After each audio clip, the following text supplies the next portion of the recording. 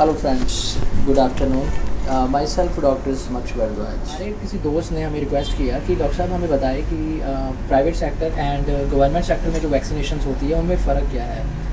और हमें भी काफ़ी अच्छा लगा कि हम इसके बारे में डिटेल में आपको आज बताते हैं। फ़र्स्ट ऑफ़ ऑल हमें ये जानना होगा कि वैक्सीनेशन होती क्या है, उसका महत्व क्या है, किस किस बीमारी के लिए दी जाती है। तो वैक्सीनेशन बेसिकली कीटाणु ही होते हैं जिनको बेसिकली डेवलप किया जाता है, और डेवलप करने के बाद 3 फॉर्म्स में हम उसको यूज़ करते हैं वैक्सीनेशन में। Either it is a live और attenuated form, killed form and third is toxoid form. इन तीनों में से कोई भी फॉर्म में वैक्सीनेशन हो सकती है।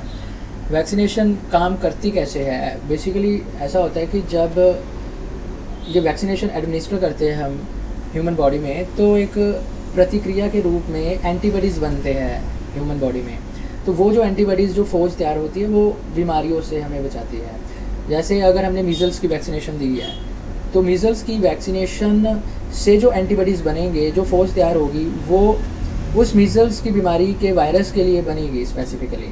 जब भी कभी ह्यूमन बॉडी में वो वायरस अटैक होगा, तो वो जो हमारी बॉडी में फौज तैयार हो रखी है, जो एंटीबॉडीज़ बन रखी है, वो उसको किल कर देंगे और इस तरह से हमें डिजीज़ से प्रोटेक्ट करेंगे। तो इस तरह से वैक्सीनेशंस काम करती है और ये बेहद ज़रूरी है। इवन कि ये हर एक बच्चे का राइट है कि उसको वैक्सीनेशन मिलनी चाहिए। तो कि बेबी तो छोटा है, बट ये राइट्स उसके पेरेंट्स को फुलफ़िल करना चाहिए। शुरुआत करते हैं कि जो वैक्सीनेशन इम्यूनाइजेशन शेड्यूल है हमारे भारत में 1978 में स्टार्ट हुआ था। इन स्टार्टिंग ईयर्स तो वैक्सीनेशन का इतना क्रेज़ नहीं था लोगों में, एंड ये मिशंस इतने सक्सेसफुल नहीं हो पाए। इसके कई कारण थे। एक तो एजुकेशन, लो एजुकेशन रेट था लोगों में, एंड अवेयरनेस नहीं थी, and the most important is DPT की वैक्सीनेशन के बाद बच्चों को एलर्जिक रिएक्शंस आ रहे थे। तो इन सब कारणों की वजह से जो एक्सेप्टेंस रेट था वैक्सीनेशन का वो कम हो गया लोगों में। बट धीरे धीरे as per education level increase हुआ, इसके कैंपेन्स चले, तो अभी वैक्सीनेशन ऑल ओवर इंडिया में एक बेहद ज़रूरी और एक अच्छे सक्सेसफुल वे में चल रही है।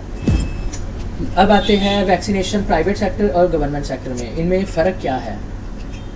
देखिए, स्टार्ट करते हैं जब बच्चा पैदा होता है। आफ्टर बर्थ वैक्सीनेशन स्टार्ट हो जाती है। आफ्टर बर्थ 3 वैक्सीनेशंस लगते हैं बेबी को। One is BCG, second is OPV and third is hepatitis B। ये तीनों ही वैक्सीनेशंस प्राइवेट सेक्टर में और गवर्नमेंट सेक्टर में दोनों में सेम ही रहते हैं। BCG is basically for tuberculosis. ये बेबी के लेफ्ट आर्म में दिया जाता है, इंट्राडर्मल डेल्टॉइड रीजन में, और विद इन अ वीक और 2 वीक्स यहाँ पे एक पस्ट्यूल फॉर्म होता है। जो पस्ट्यूल में पस या पानी का स्राव होता है, इसमें घबराने की कोई बात नहीं होती, कोई मेडिकेशन की ज़रूरत नहीं है। ये जो पस बनती है, इसको जस्ट हमने स्पिरिट स्वैब से इसको क्लीन करना होता है, एंड यही जो पस्ट्यूल है ये एक स्कार फॉर्मेशन दे देता है जो पूरी ताउम्र इंसान के लेफ़्ट शोल्डर में मिलेगा। अगर किसी के ये स्कार नहीं है, इट मीन्स उसको BCG की वैक्सीनेशन नहीं गई है। और BCG बेसिकली हमें ट्यूबरकुलोसिस से प्रोटेक्ट करती है, एंड ड्यूरिंग बर्थ ही हम OPV वैक्सीनेशन देते हैं जो पोलियो से प्रोटेक्ट करती है। तीसरी इम्पोर्टेंट वैक्सीनेशन है hepatitis B। This is the most important vaccination. अगर किसी मदर को हेपेटाइटिस B है, तो बेबी के बर्थ के तुरंत बाद, इमीडिएटली आफ्टर बर्थ, ये हेपेटाइटिस B की वैक्सीनेशन एडमिनिस्टर करना बहुत ज़रूरी है। हेपेटाइटिस B एक बेहद ख़तरनाक और डेडली डिजीज़ है। इसका मतलब इलाज अभी तक नहीं है प्रॉपरली, तो ये वैक्सीनेशन के रूप में हमें इसकी प्रोटेक्शन मिलती है। तो ये बहुत ज़रूरी है कि इसको हम मिस ना करें। इन केस अगर मदर को हेपेटाइटिस B नहीं है, तो हम बेबी को विद इन अ वीक वो वैक्सीनेशन दे सकते हैं। फिर वैक्सीनेशन 6, 10 एंड 14 वीक में वैक्सीनेशन दी जाती है। अब 6, 10 और 14 वीक में जो वैक्सीनेशन दी जाती है वो गवर्नमेंट सेक्टर और प्राइवेट सेक्टर दोनों में डिफरेंटली दी जाती है। प्राइवेट सेक्टर में हम हेक्सावेलेंट इंजेक्शंस वैक्सीनेशंस देते हैं, और गवर्नमेंट सेक्टर में इसको पेंटावेलेंट फॉर्म में दिया जाता है। प्राइवेट सेक्टर में एडिशनली रोटा वायरस की वैक्सीनेशन कवर दी जाती है, जो कि हमें डिसेंट्री से कवर करती है, एंड PCV की वैक्सीनेशन दी जाती है, that is the pneumococcal vaccination. ये भी 6, 10 और 14 3 इंजेक्शंस इसके 3 शेड्यूल में रहते हैं। रोटा वायरस की भी 6, 10 और 14 वीक्स में दी जाती है। कुछ गवर्नमेंट सेक्टर में रोटा वायरस की वैक्सीनेशन स्टार्ट कर दी गई है, इनिशिएट कर दिए गए हैं efforts.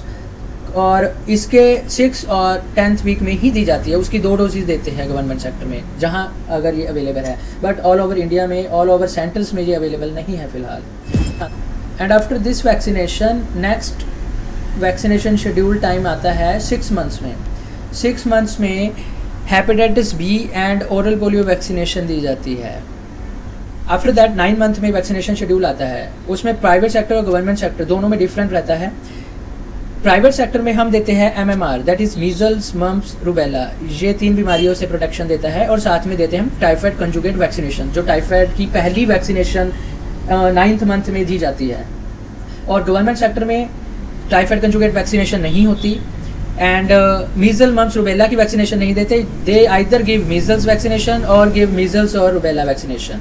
Along with that they give vitamin A drops and after this 12th month, जब बेबी 1 साल का हो जाता है, तो गवर्नमेंट सेक्टर में कोई वैक्सीनेशन का शेड्यूल नहीं है, लेकिन प्राइवेट सेक्टर में हम वैक्सीनेशन देते हैं। इसमें देते हैं हम हेपेटाइटिस ए की वैक्सीनेशन। हेपेटाइटिस ए की बेसिकली 2 डोजेज जाती है, जो 12th मंथ में 1 साल में पहली डोज जाएगी और दूसरी डोज 1.5 साल में जाएगी, मतलब 18th मंथ में, जो कि ये गवर्नमेंट सेक्टर में अवेलेबल नहीं है। जब बेबी 15 मंथ्स का होता है तो गवर्नमेंट सेक्टर में मीजल्स की 2nd डोज दी जाती है और साथ में IPV की 2nd डोज दी जाती है। लेकिन प्राइवेट सेक्टर में हमारा शेड्यूल बेहद डिफरेंट रहता है। यहाँ पे हम देते हैं MMR की 2nd dose and along with chicken pox की फर्स्ट डोज। इसके बाद 18वें महीने में गवर्नमेंट सेक्टर में दी जाती है DPT, that is the pentavalent form, वो बूस्टर डोज दी जाती है। एंड प्राइवेट सेक्टर में हम हेक्सावेलेंट बूस्टर डोज देते हैं along with the PCV vaccination. तो ये बेसिकली डिफरेंस है वैक्सीनेशन का प्राइवेट सेक्टर और गवर्नमेंट सेक्टर में। आफ्टर 18 मंथ्स फिर आ जाता है 2 इयर्स में वैक्सीनेशन दी जाती है प्राइवेट सेक्टर में, typhoid conjugate vaccination, that is the 2nd dose, जो पहली डोज हमने 9th मंथ में दी थी। और गवर्नमेंट सेक्टर में कोई वैक्सीनेशन शेड्यूल इसमें नहीं है। आफ्टर 2 ईयर वैक्सीनेशन, 4 साल तक कोई वैक्सीनेशन नहीं दी जाती।